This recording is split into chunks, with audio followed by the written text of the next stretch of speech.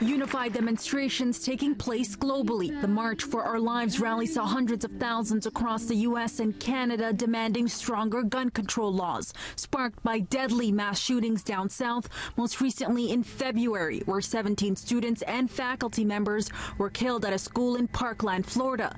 Today's message was clear. We want safety. In the crowd of these demonstrators here in Toronto are family members who lost loved ones to gun violence in Canada, and they're sending a message to elected officials.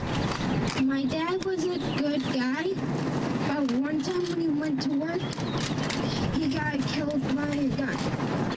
At just 7 years old, Terrence has already been impacted by gun violence. His father, Kissinger Gunn, only 26 years old, was shot and killed back in 2016.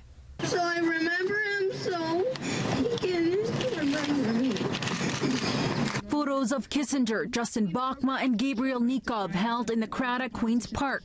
They are just some of the victims of gun violence shot and killed here in Toronto. Their families have been advocating to get guns off the streets, for government to fund more money into diverting these crimes and enhancing security at the border to stop these weapons from getting into Canada. We don't want that. We don't want people dying for no reason. People shouldn't be walking around with guns. It's got to stop.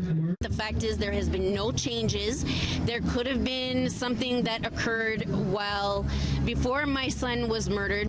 The U.S.-led demonstration also saw advocates calling on Toronto to respond to what many say is a growing gun problem. My son could have been alive today if there was stricter gun laws.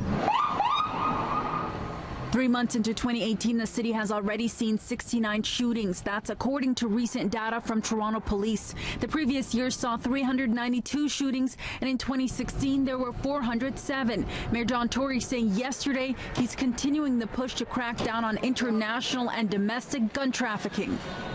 When they had the shootings down in the States, I looked at those mothers and I saw myself, and it's too hard. It's just too hard. My friend was shot 4 times. Our prom dates became pallbearers. The grief experienced by survivors of the Parkland massacre had a strong presence here north of the border. Carmen Shentrup was amongst the victims who was gunned down just before turning 17. Her friend, a survivor of the shooting at Marjorie Stoneman Douglas High School, stood in unison with the crowd in Toronto. There was chaos, there was fear, there was tears. I heard people calling their parents and telling them goodbye for what they thought was the last time. And I never thought that I'd lose anyone I knew there, but I did. This is a global movement at this point, because this isn't a problem that's just affecting America. It's the whole world, because we want safety for everyone. We want people to feel like, hey, I can go walk out in Toronto and not worry about my life.